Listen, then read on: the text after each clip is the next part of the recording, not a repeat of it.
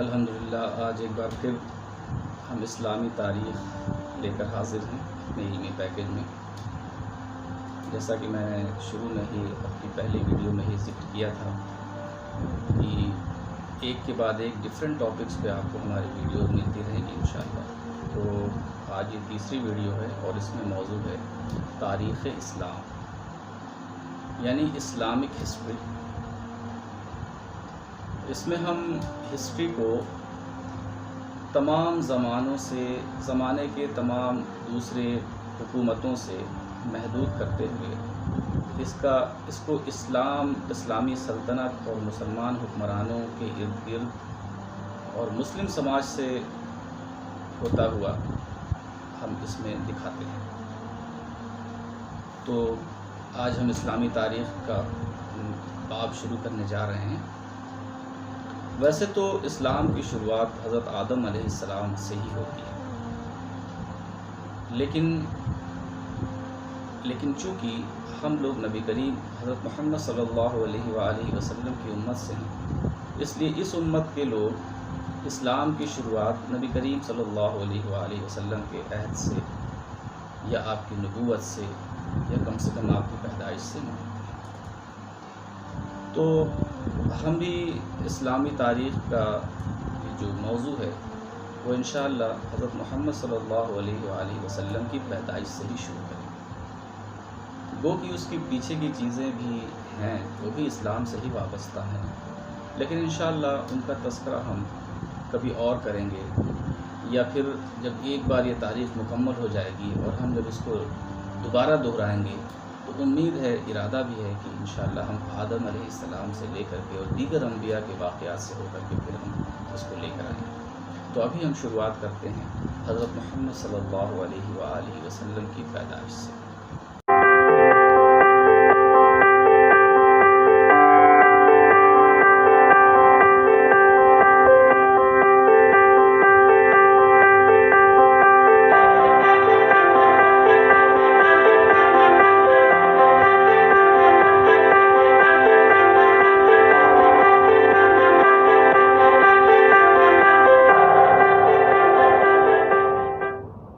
بسم اللہ الرحمن الرحیم. حضرت محمد صلی اللہ علیہ وآلہ وسلم. طلوع سحر. آفتاب کے طلوع ہونے سے تھوڑی دیر بیشتر صبح کی ہلکی ہلکی روشنی افق مشرق سے نمودار ہونی شروع ہو جاتی ہے. مورخ کہتا ہے کہ سورج نکلنے سے پہلے پورب کی طرف سے ہلکی ہلکی سی روشنی سی ابھرنا شروع ہو جاتی ہے. یعنی ابھی آفتاب سامنے نہیں آیا ہے، سورج سامنے نہیں آیا ہے، نہیں دکھا ہے، لیکن اس کے دکھنے سے پہلے سے ہی ہلکی ہلکی سی روشنی پورب کی طرف سے ابھرنا شروع ہو جاتی ہے. جیسا کہ اوپر بیان ہو چکا ہے، تمام دنیا پر شب دیجور کی سیاہی اور جہالت اور کفر کی تاریکی چھائی ہوئی تھی. چونکہ مورخ تھوڑا سا نبی کریم صلی اللہ علیہ وآلہ وسلم کی پیدائش سے تھوڑا پیچھے سے یہ واقعات لے کر آ رہا ہے، لیکن میں نے آپ کے سامنے نبی کریم صلی اللہ علیہ وسلم کی ولادت سے ہی یہ پیش کرنا شروع کیا ہے. اس لیے وہ اپنے پیچھے کے مواد کنٹینٹ کا ذکر کرتے ہوئے کہہ رہا ہے کہ چونکہ مورخ کہہ رہا ہے کہ میں نے پیچھے جیسا کہ ذکر کیا کہ نبی کریم صلی اللہ علیہ وآلہ وسلم کی پیدائش ایسے وقت میں، ایسے دور میں ہوئی تھی جب چاروں طرف کفر کی، بدعمالیوں کی، گناہوں کی، بدکاریوں کی گھٹا چھائی ہوئی تھی. اندھیرا جہالت کا اندھیرا دنیا پر چھایا ہوا تھا، گھٹا ٹوٹ. اس عالمگیر گمراہی کی شب تاریک کے ختم ہونے کا وقت آیا تو طلوع آفتاب کی خبر دینے کے لیے اول سپیدہ سحر نمودار ہوا. ملک عرب میں جو مرکز تاریکی بنا ہوا تھا اور جس کے ریگستانوں میں شرک و عصیاں کی آندھیاں چل رہی تھیں، خود بخود ایسے نشانات ظاہر کرنے لگے جن سے ثابت ہوتا تھا کہ اس ملک میں آفتاب رسالت طلوع ہونے اور ہدایت کا چشمہ پھوٹنے والا ہے. مورخ کہہ رہا ہے کہ ایک تو یہ کہ نبی کریم صلی اللہ علیہ وآلہ وسلم کی پیدائش کا جو زمانہ، جو وقت تھا، دنیا میں تو تاریکی، جہالت، گمراہی، گنہگاری تو پھیلی ہوئی تھی. بالخصوص ان سب کا مکھیا اور سردار تھا عرب کی سرزمین جہاں آپ صلی اللہ علیہ وسلم کی پیدائش ہو رہی ہے، وہی عرب کی سرزمین ان تمام جہالتوں اور بد کرداریوں اور گناہوں کا مرکز بنی ہوئی تھی۔ وہ سب سے اسب لوگ مانے جاتے تھے۔ ان میں اللہ تعالیٰ نے نبی کریم صلی اللہ علیہ وآلہ وسلم کو بھیجا اور ان میں سے مبعوث فرمایا۔ تو مورخ کہتا ہے کہ جب نبی کریم صلی اللہ علیہ وسلم کی پیدائش کا زمانہ قریب آیا تو خود عرب میں ہی کچھ ایسی نشانیاں ظاہر ہونے لگیں جن سے معلوم ہوتا تھا کہ یہاں پر کچھ بہت ہی خاص ہونے والا ہے، یہاں پر کوئی ہدایت کا چشمہ پھوٹنے والا ہے، کچھ اشارے ایسے ملنے لگے تھے، کچھ ایسے واقعات ہونے لگے تھے۔ اقوام عرب ہزارہ سال سے ذلت و مسکنت اور جہالت و گمراہی کی زندگی بسر کر رہی تھی، لیکن بعثت نبوی نہیں بلکہ پیدائش نبوی صلی اللہ علیہ وسلم کے وقت سے قبائل عرب میں شریفانہ جذبات اور برے کاموں سے نفرت پیدا ہونے لگی تھی۔ ویسے تو عرب قوم جو تھی وہ ہزاروں سال سے آپس کی عداوت، بغض، کینہ، قتل و قتال، جھگڑے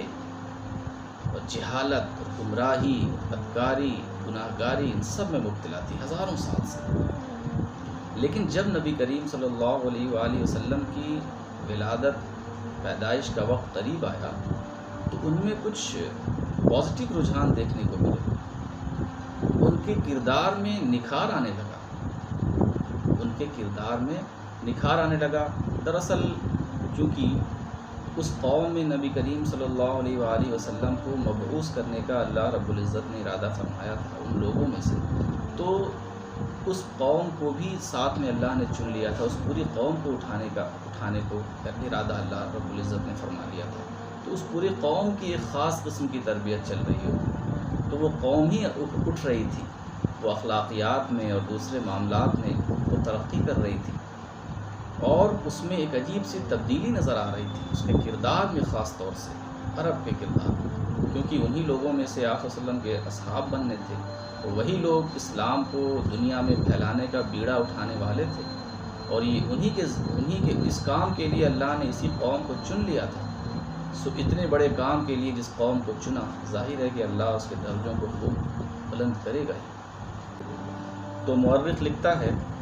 کہ ویسے تو اقوام عرب ہزارہ سال سے ذلت اور مسکنت اور جہالت اور گمراہی کی زندگی بسر کر رہی تھی، لیکن بعثت نبوی ہی نہیں بلکہ پیدائش نبوی کا وقت جب قریب آیا تو اس وقت سے ہی قبائل عرب میں شریفانہ جذبات اور برے کاموں سے نفرت پیدا ہونے لگی تھی۔ ان کے جب یہ وقت قریب آیا، نبی کریم صلی اللہ علیہ وآلہ وسلم کی پیدائش کا وقت جیسے قریب آ رہا تھا، اس قوم کے اندر ایسی تبدیلی دیکھنے کو مل رہی تھی کہ اس کے اندر شریفانہ جذبات ظاہر ہو رہے تھے، اور اس کو برائیوں سے اس کے اندر نفرت دیکھی جا رہی تھی۔ گو کہ سارے کے سارے ایسے نہ ہوں، لیکن اکثریت کا رجحان ایسا ہی تھا۔ ورقہ بن نوفل بن اسد بن عبد العزیٰ، عثمان بن الحویرث بن اسد و زید بن عمرو بن نفیل، عمر بن خطاب، عبید اللہ بن جحش وغیرہ کئی شخص ایک جگہ جمع ہوئے اور اپنے عقائد و اعمال پر غور کرنے لگے۔ یہ کچھ عرب کے قبائل کے کچھ لوگوں کے نام گنا کر کے بتایا گیا ہے کہ یہ لوگ ایک جگہ اکٹھا ہوئے اور اپنے عقائد اور اعمال پر غور کرنے لگے کہ ہم لوگوں کی اس وقت کیا سچویشن، کیا کنڈیشن چل رہی ہے، ہم لوگوں کے اخلاقی حالات کیسے چل رہے ہیں، کیسا اس وقت زمانہ گزر رہا ہے، سب کچھ ٹھیک ہے یا گڑبڑ چل رہی ہے۔ ایسے وقت میں ہم لوگوں کو کیا کرنا چاہیے، اپنے اندر کچھ سدھار لانا چاہیے، ہمارے سماج کی کیا حالت ہے، اس میں کیا برائیاں ہیں، ان کو ہم کیسے دور کر سکتے ہیں، وغیرہ وغیرہ۔ ان باتوں پر وہ غور کرنے لگے۔ ظاہر سی بات ہے، ان باتوں پر غور وہاں ہوتا ہے جہاں سماج کے اندر سدھار ظاہر ہو رہا ہوتا ہے، جہاں وہ اٹھ رہے ہوتے، جو سماج اٹھ رہا ہوتا ہے، وہاں ہی اس طرح کے جذبات ابھر کر سامنے آتے ہیں۔ تو یہ ایک نشاندہی تھی عرب قوم کے اٹھنے کی، کہ وہاں پر جہاں پر کچھ نام لے کر کے گنا کر بتایا گیا کہ یہ حضرات اکٹھا ہوئے اور انہوں نے اپنے جو بھی اپنا کردار تھا یا جو کچھ بھی اس وقت چل رہا تھا اس پر اپنے اعمال پر اور کردار پر غور کرنے لگے یہ لوگ۔ بالآخر سب نے متفقہ طور سے پتھروں اور بتوں کی پرستش سے بیزاری ظاہر کی اور مختلف مقامات کی طرف دین ابراہیمی کی جستجو میں نکل پڑے۔ یقینی طور پہ یہ بہت بڑی گمراہی ہے اور ہم اب اسے چھوڑ دیں گے، اور دین ابراہیمی چونکہ وہ ابراہیم علیہ السلام کی سرزمین بھی تھی وہ، تو دین ابراہیمی وہاں بہت قدیمی وقت سے وہ مذہب چلا آ رہا تھا، تو اب وہ اس مذہب کی طرف ان کا رجحان ہونے لگا، کیونکہ اور کوئی مذہب تو وہاں پہ عام تھا نہیں، دین ابراہیمی ہی تھا۔ تو اب جب برائیوں سے اب وہ تائب ہونے کی سوچ رہے ہیں تو اب ان کا رجحان کدھر بڑھ رہا ہے؟ دین ابراہیمی کی طرف۔ لیکن انہیں کیا معلوم کہ اسی دین ابراہیمی کو اور نکھار کر ایک نئے رنگ روپ میں اللہ انہیں دینے والا ہے، اور اتنا ہی نہیں اس کی ذمہ داری بھی انہیں سونپنے والا ہے۔ ورقہ بن نوفل نے دین مسیحی اختیار کر لیا اور بڑی محنت و توجہ سے توریت و انجیل وغیرہ اہل کتاب کی کتابیں پڑھیں۔ ورقہ بن نوفل نے مسیحی مذہب عیسائی مذہب اختیار کر لیا، اور صرف اختیار ہی نہیں کیا بلکہ دلچسپی سے اس کی تعلیمات کا مطالعہ بھی کرنے لگے، اور تورات اور انجیل وغیرہ جو ان کی کتاب ہیں وہ سب کتابیں انہوں نے پڑھ ڈالی۔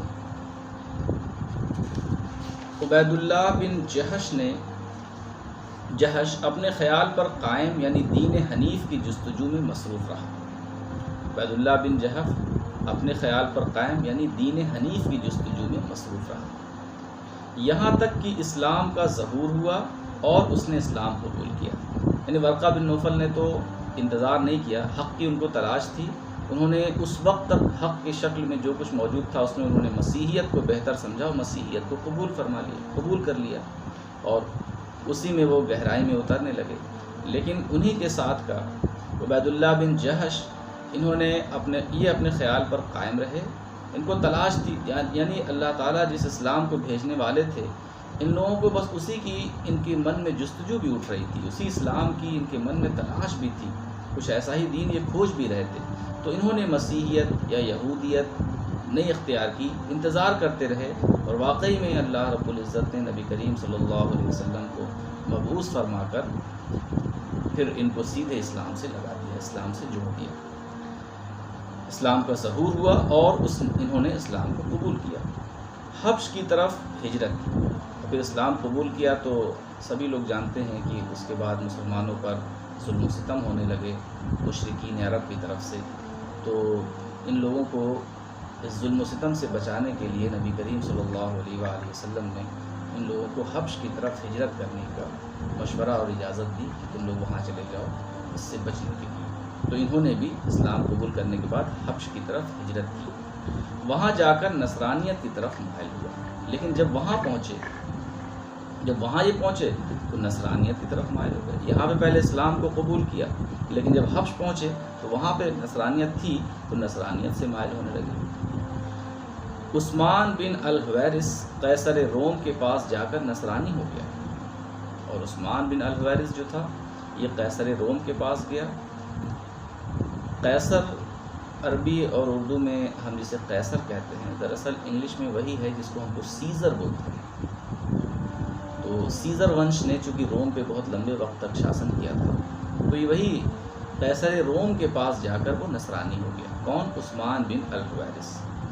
زید بن عمرو نے نہ تو یہود و نصارہ کا مذہب اختیار کیا نہ بت پرستی کی۔ اس میں ابھی جن لوگوں کے نام گنائے گئے ان سب کے حالات بتائے جا رہے ہیں کہ کس نے پھر کیا کیا۔ یہ وہ لوگ تھے جو اپنی عرب کا جو سماج تھا یا جو بت پرستی تھی ان سب سے انہوں نے بیزاری اختیار کر لی تھی۔ اب یہ نئے دین کی تلاش میں تھے، تو کسی نے جو ہے نصرانیت قبول، جیسے ورقہ بن نوفل نے فوراً نصرانیت قبول کر لیا۔ عبید اللہ بن جہش رکے ہوئے تھے، پہلے انہوں نے اسلام قبول کیا، اسلام قبول کرنے کے بعد جب حبش کی طرف گئے تو وہاں نصرانیت کی طرف مائل ہو گئے۔ پھر اس کے بعد اور دوسرے عثمان بن الحویرث یہ قیصر روم کے پاس جا کر نصرانی ہو گیا۔ زید بن عمرو نے لیکن زید بن عمرو جو تھے انہوں نے نہ تو یہود و نصارہ کا مذہب اختیار کیا اور نہ بت پرستی کی۔ خون اور مردہ جانوروں کو اپنے اوپر حرام کیا خود سے ہی، خون کو، ہم خون نہیں کھائیں گے، حالانکہ بہت سے لوگ زمانہ جاہلیت میں خون کو کھاتے تھے جمنے کے بعد، خون اور مردہ جانوروں کو اور مرے ہوئے جانوروں کو بھی انہوں نے خود اپنے آپ سے اپنے اوپر حرام کیا۔ قطع رحم اور خون ریزی سے پرہیز کیا۔ قطع رحم ناطہ توڑنا اور خون ریزی کرنا، دوسروں کا قتل و قتال کرنا، خون بہانا، اس سے انہوں نے پرہیز کیا۔ جب کوئی شخص ان سے دریافت کرتا تو کہتے کہ میں رب ابراہیم کی پرستش کرتا ہوں، اور جب کوئی ان سے پوچھتا کہ آخر آپ کس مذہب کے پیرو ہیں، کون سا مذہب آپ کا ہے، تو یہ کہتے کہ میں رب ابراہیم کی پرستش کرتا ہوں، ابراہیم کا جو رب تھا وہی میرا رب ہے، میں اسی کی پرستش کرتا ہوں۔ بتوں کی برائیاں بیان کرتے اور اپنے قوم کو نصیحت و ملامت کرتے۔ اس سے ظاہر ہے کہ وہ بتوں سے بیزار ہو چکے تھے، وہ بتوں کی برائیاں بیان کرتے تھے اور اپنی قوم کو ملامت کرتے تھے، کیا تم لوگ ایک پتھر کے بت کو خدا مانتے ہو، اس کو طاقتور مانتے ہو، خود سے تراشتے ہو اور پھر اس سے تم مانتے ہو۔ تو بتوں کی برائیاں کرتے تھے اور بت پرستی پر اپنی قوم کے لوگوں کو ملامت کرتے تھے۔ اکثر ان کی زبان پر یہ لفظ جاری ہوتے کہ اللہم توانی اعلم ای الوجوہ احب الیک لعبدتک ولکن لا اعلم، یعنی اے اللہ اگر میں اس بات سے واقف ہو جاتا کہ کس طرح تیری عبادت کی جائے تو میں ضرور تیری عبادت کرتا اور تیری رضامندی حاصل کرتا، لیکن میں تو تیری رضا کی راہوں سے ناواقف ہوں، یہ کہتے اور سجدہ میں چلے جاتے۔ چونکہ اس وقت تک نبی کریم صلی اللہ علیہ وآلہ وسلم کی بعثت سے شاید پہلے کا یہ بات ہے کہ وہ یہ کہتے کہ یا اللہ میں حق تو پانا چاہتا ہوں لیکن حق سے ناواقف ہوں، حق کیا ہے میں یہ ابھی تک نہیں سمجھ پایا ہوں، جستجو میں ہوں، لہٰذا اگر مجھے یہ پتہ چل جائے کہ تو کیسے چاہتا ہے کہ میں تیری عبادت کروں، اگر مجھے سیدھا وہ راستہ طریقہ پتہ ہو جاتا تو میں اسی طریقے سے تیری عبادت کرتا، اور یہ کہتے ہوئے وہ سجدہ میں چلے جاتے۔ تو آج انشاءاللہ اتنا ہی ہم رکھیں گے تاریخ اسلام میں، اور انشاءاللہ پھر اس کے بعد ہمارا سلسلہ جنرل ہسٹری کا ہوگا، اور ایسے ہی ہم نے جو سیکوینس بتایا تھا اسی سیکوینس میں ہم آگے بڑھتے ہوئے ڈیفرنٹ ٹاپکس پر ویڈیوز ہم ریلیز کریں گے، اور پھر انشاءاللہ کچھ دنوں کے بعد پھر تاریخ اسلام کی باری آئے گی تو ہم یہیں سے آگے بڑھیں گے انشاءاللہ۔ امید ہے کہ آپ لوگ اس سے فائدہ اٹھائیں گے، اور یہ بہت ہی امپورٹنٹ ٹاپک ہے، ہمیں اسلام کی تاریخ ضرور جاننی چاہیے، اور انشاءاللہ ہم اس کو مکمل طور پر سیکھیں گے، جانیں گے۔ تو آج کے لیے اتنا ہی، اجازت دیجیے، انشاءاللہ پھر آپ لوگوں سے ملاقات ہوگی اگلی ویڈیو میں۔ السلام علیکم ورحمۃ اللہ وبرکاتہ۔